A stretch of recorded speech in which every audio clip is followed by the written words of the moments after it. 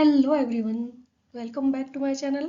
आई am Renu और आज हम यहाँ पर नेक्स्ट टॉपिक डिस्कस करने वाले हैं जो कि गोल्जी एपरेटस। आपको पता ही है कि हम लोग cell the fundamental unit of life के डिफरेंट टॉपिक्स को डिस्कस कर रहे हैं। तो आज का जो हमारा टॉपिक है वो है गोल्जी एपरेटस। तो अगर आप सेल की स्ट्रक्चर देखें तो यहाँ पर देखिए न्यूक्लियस के जस्ट पास में आपको एक स्ट्रक्चर दिखाई दे रहा है और ये जो स्ट्रक्चर है वो कुछ इस तरह का दिखाई देता है। दिस वन ये न्यूक्लियस के जस्ट पास में ही प्रेजेंट होता है, नियर टू न्यूक्लियस। एंड अगर हम इसको डिटेल में स्टडी करें तो इसके कुछ जो पार्ट्स हैं या आप इसको किस तरह से डिस्क्राइब कर सकते हैं, किस तरह से स्टडी कर सकते हैं, वो देखिए सिस्टर्नी और वेसाइकल्स और वैक्यूल्स से मिलके ये बना होता है। और इसका फंक्शन क्या होता है एक्चुअल में, ये पैकेजिंग और मूवमेंट यानी कि सब्सटेंसेस को पैकेज करना, प्रोसेस करना और उनको ट्रांसपोर्ट करने का काम करता है। तो ये अभी हम आगे पढ़ने वाले हैं, सारी चीज़ें किस तरह से डिस्कस करते हैं। So let's we start our video. बहुत इंपॉर्टेंट पार्ट है ये। और जैसा कि आप सब लोग जानते हैं, ये आप जूनियर क्लासेस में भी पढ़ चुके होंगे, गोल्जी कॉम्प्लेक्स जो नेम है इसका, ये जिस साइंटिस्ट ने इनको डिस्कवर किया उनके बेसिस पर इनका नाम रखा गया है गोल्जी कॉम्प्लेक्स। तो कैमिलो गोल्जी जो साइंटिस्ट थे 1898 में उन्होंने इसको डिस्कवर किया और इसको नाम दिया गया उनके ऑनर में गोल्जी कॉम्प्लेक्स। इसको गोल्जी कॉम्प्लेक्स, गोल्जी बॉडीज या गोल्जी apparatus के नाम से भी जाना जाता है। सब कुछ एक ही है, डिफरेंट तरह से इसको बोल दिया जाता है। तो ये गोल्जी बॉडीज कह सकते हैं आप, गोल्जी apparatus कह सकते हैं या गोल्जी कॉम्प्लेक्स कह सकते हैं, सभी एक ही पार्ट के नेम होते हैं। सिंगल मेम्ब्रेन बाउंड ऑर्गेनली है। सेल ऑर्गेनल्स में हम स्टडी कर रहे हैं डबल मेम्ब्रेन बाउंड ऑर्गेनल्स, उसमें हमने स्टडी किया माइटोकॉन्ड्रिया एंड उसके बाद हमने स्टडी किया प्लास्टिड्स। अब हम यहाँ पर बात कर रहे हैं single membrane bound cell organelle, यानी एक ही मेम्ब्रेन से बाउंड होते हैं। ये जो गोल्जी कॉम्प्लेक्स है ये मेनली वेसाइकल्स, सिस्टर्नी और वैक्यूल से मिलकर बना होता है। जैसा कि मैंने अभी आपको बताया कि बिल्कुल सेल के अंदर न्यूक्लियस के जस्ट पास में ही ये प्रेजेंट होता है। प्लांट सेल्स में और इन्वर्टिब्रेट्स में इसको नाम दिया गया है डिक्टियोसोम्स। ठीक है, वहाँ पर इसको हम गोल्जी कॉम्प्लेक्स नहीं कहते हैं वहाँ पर, क्योंकि ये लेस डेवलप्ड होता है तो इसको डिक्टियोसोम्स नाम दिया गया और उसके लिए साइंटिस्ट दूसरे थे। हम अभी यहाँ पर 9th क्लास के लिए इसको डिस्कस कर रहे हैं तो आपके सिलेबस में बहुत ज़्यादा साइंटिस्ट के नेम और नहीं है। तो आप इतना याद रखिए, प्लांट सेल में गोल्जी कॉम्प्लेक्स को डिक्टियोसोम्स के नाम से जाना जाता है। It is absent in prokaryotic cells, prokaryotic cells में एब्सेंट होता है, यूकैरियोटिक सेल्स में प्रेजेंट होता है। एंड साथ में अगर हम बात करें आरबीसीज ऑफ मैमल्स, ठीक है, आरबीसीज ऑफ मैमल्स में भी ये एब्सेंट होता है। तो आरबीसीज में एक्चुअल में जितने भी सेल ऑर्गेनल्स होते हैं वो कुछ भी प्रेजेंट नहीं होते हैं। वो एक बहुत सिंपल टाइप की सेल होती है जिसके अंदर आप देखते हैं कि प्रोटोप्लाज्म यानी कि साइटोप्लाज्म है और उसके साथ साथ एक मेम्ब्रेन है और एक पिगमेंट प्रेजेंट होता है जिसकी वजह से वो आपको रेड दिखाई देती है। तो मोस्ट ऑफ द न्यूक्लियस में उसमें नहीं होता है, ये आपको मालूम है, इसलिए उसका लाइफ स्पैन कम होता है। तो ये जो आरबीसीज ऑफ मैमल्स है वहाँ पर एब्सेंट है, प्रोकैरियोटिक सेल्स में एब्सेंट है, प्लांट्स में इसको डिक्टियोसोम कहा जाता है। जनरली इसके 2-3 नाम होते हैं, जैसे गोल्जी कॉम्प्लेक्स कह सकते हैं, गोल्जी बॉडीज कह सकते हैं या गोल्जी apparatus भी इसको कह सकते हैं। आइए हम इसके बारे में विस्तार से बातें करते हैं। तो नेक्स्ट देखिए, हम बात कर रहे हैं यहाँ पर कि अभी हमने पढ़ा कि वो सिस्टर्नी वैक्यूल्स और वेसाइकल्स से मिलकर बना होता है। तो सिस्टर्नी एक्चुअल में क्या होते हैं, अगर आप इसका स्ट्रक्चर देखें, यहाँ पर देखिए फ्लैट डिस्क शेप्ड स्ट्रक्चर होती है। बिल्कुल आपको इस तरह की स्ट्रक्चर दिखाई दे रही है।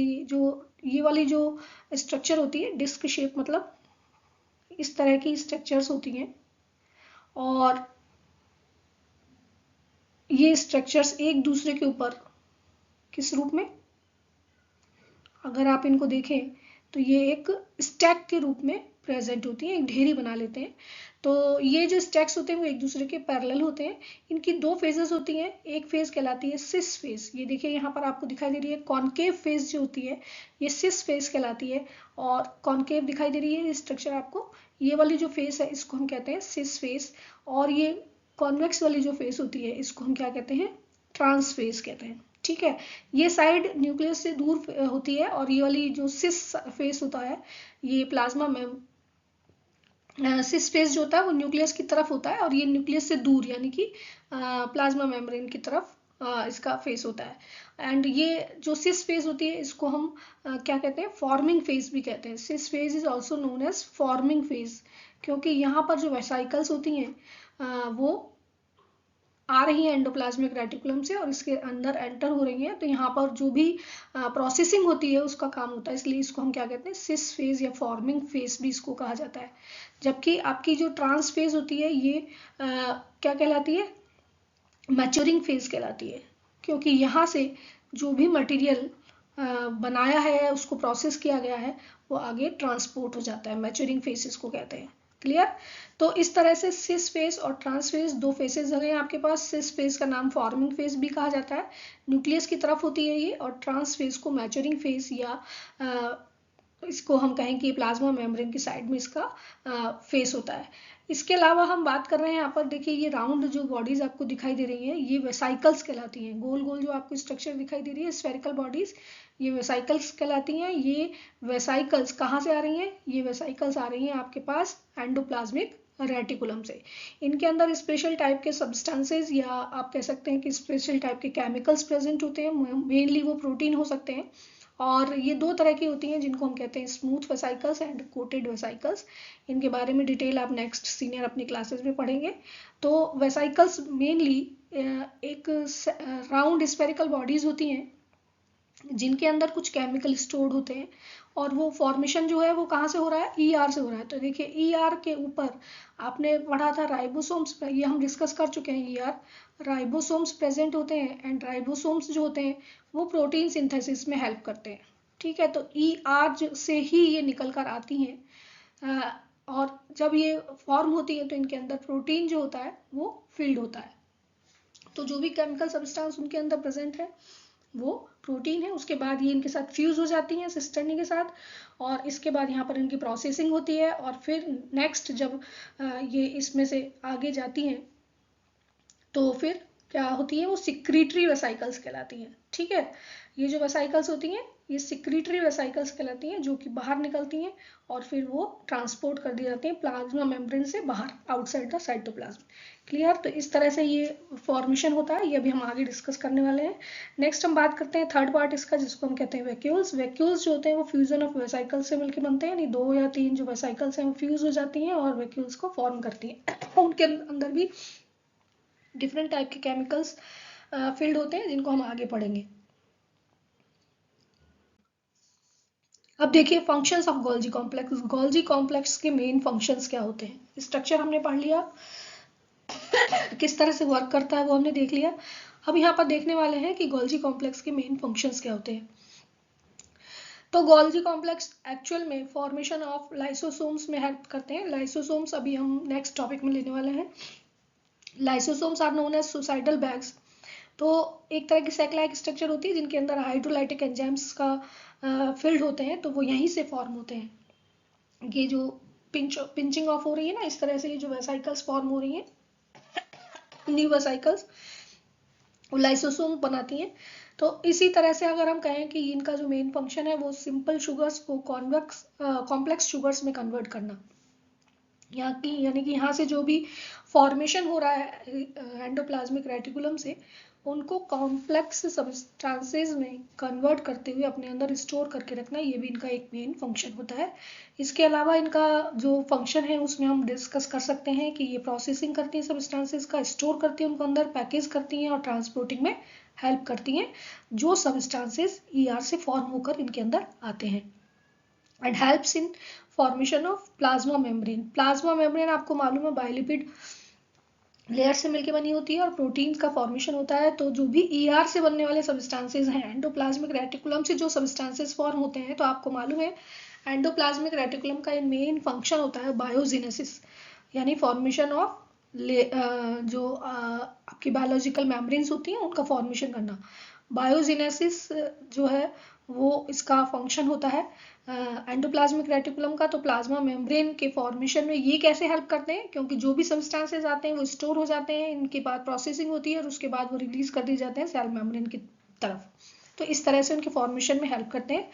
And these are the important site of formation of glycoproteins and glycolipids. Lipids और प्रोटीन्स के फॉर्मेशन के साथ साथ ग्लाइकोप्रोटीन्स और ग्लाइकोलिपिड्स के फॉर्मेशन में भी हेल्प करते हैं, क्योंकि जब लिपिड्स और प्रोटीन्स के साथ ग्लाइकोजन मॉलिक्यूल्स जुड़ जाते हैं तो कॉम्प्लेक्स मॉलिक्यूल्स होते हैं, तो इस तरह से इनका फॉर्मेशन यहाँ पर कंप्लीट होता है। तो आप अगर यहाँ पर देखें ध्यान से तो देखिए ये जो एंडोप्लाज्मिक रेटिकुलम आपको यहाँ डायग्राम में दिखाई दे रही है, ये रफ एंडोप्लाज्मिक रेटिकुलम है। इसके ऊपर आपको राइबोसोम्स दिखाई दे रहे हैं। इसके साइड में ही एक जो रेटिकुलम आपको दिखाई दे रही है वो हम कह रहे हैं स्मूथ एंडोप्लाज्मिक रेटिकुलम, और ये वाली जो हम बात कर रहे हैं ये रफ एंडोप्लाज्मिक रेटिकुलम। ठीक है, तो यहाँ से जो सिंथेसिस होता है स्मूथ एंडोप्लाज्मिक रेटिकुलम एक्चुअल में किस में हेल्प करती है, वो हेल्प करती है लिपिड्स के फॉर्मेशन में, और जो रफ एंडोप्लाज्मिक रेटिकुलम है वो हेल्प करती है प्रोटीन के सिंथेसिस में। तो प्रोटीन का सिंथेसिस जब होता है तो वो वेसाइकल्स जो होती हैं वो उनके अंदर आ जाता है, वो वेसाइकल्स पे ट्रांसपोर्ट होती हैं,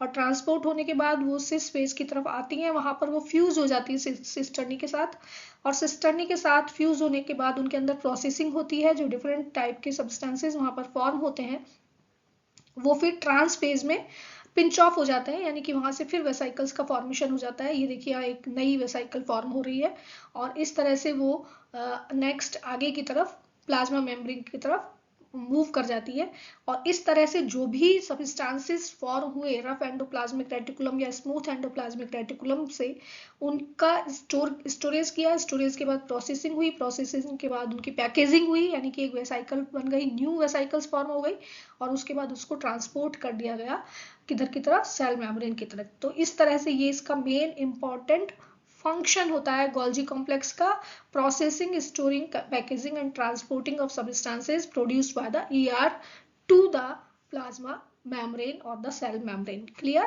तो ये डायग्राम से आपको अच्छे से समझ में आ गया होगा, इसमें बहुत ज्यादा टिपिकल कुछ भी चीज नहीं है। अभी हम इसका एक वे देख लेते हैं, इजियर वे, किस तरह से ये ट्रांसपोर्ट हो रहे हैं। तो देखिए यहाँ पर अगर हम पैसेज देखें, transportation by Golgi complex, Golgi complex से जो भी चीजें ट्रांसपोर्ट होती हैं वो किस तरह से होती हैं। तो सबसे पहले हम देखिए यहाँ पर ये जो डायग्राम हमने शो किया है, ये डायग्राम न्यूक्लियस और उसके साथ जो प्रेजेंट है रफ एंडोप्लाज्मिक रेटिकुलम, और इसके बाद ये जो प्रेजेंट आपको दिखाई दे रहा है ये वाला पार्ट, ये हम कह रहे हैं गोल्जी कॉम्प्लेक्स। ठीक है, तो गोल्जी कॉम्प्लेक्स और न्यूक्लियस का पूरा पार्ट यहाँ पर आपको शो किया गया है। तो यहाँ पर आप देख सकते हैं रफ एंडोप्लाज्मिक रेटिकुलम से वेसाइकल्स का फॉर्मेशन हो रहा है, and rough endoplasmic reticulum due to presence of ribosomes ये क्या बनाएगी, ये प्रोटीन बनाती है, तो ये प्रोटीन इसके अंदर स्टोर हो जाते हैं। ये जो ट्रांसपोर्ट वेसाइकल होती है ये ऐड ऑन हो जाती है सिस्टर्नी के अंदर, और सिस्टर्नी देखिए सबके साथ ये अंदर इसको अपने अंदर एब्जॉर्ब कर लेते हैं, जो भी वेसाइकल्स होते हैं transport vesicle with having protein inside them. तो इस तरह से ये इनके साथ जुड़ जाते हैं, और इसके बाद इनकी प्रोसेसिंग होती है। प्रोसेसिंग के बाद न्यू वेसाइकल्स का फॉर्मेशन होता है जो कि सिक्रीटरी वेसाइकल्स कहलाती हैं, और ये जो सिक्रीटरी वेसाइकल्स होती हैं ये फिर मूव कर जाती हैं या ट्रांसपोर्ट हो जाती हैं प्लाज्मा मेम्ब्रेन की तरफ, उसके बाद उनको बाहर निकाल दिया जाता है। तो इस तरह से इस फेज और ट्रांसफेज के दोनों के जो फंक्शंस हैं या उनका जो पार्टिसिपेशन है ट्रांसपोर्टेशन में, वो आपने इजीली समझ लिया होगा। आई होप ये पूरा टॉपिक बहुत टिपिकल नहीं है, बहुत इजी टॉपिक है, आपको क्लियर हो गया होगा। सो मेरे इसी तरह से आने वाले वीडियोस को देखने के लिए आप इस चैनल को सब्सक्राइब जरूर करिए। Thanks for watching this video. आगे से ज़्यादा इसको शेयर करें अपने फ्रेंड्स के साथ और सब्सक्राइब करें, और अगर कोई कमेंट आपके पास है वैल्यूएबल जिस पर हम अपना वर्क कर सकें तो आप ज़रूर उसको हमें अपने कमेंट बॉक्स में लिखिए। तो थैंक्स फॉर वॉचिंग अगेन।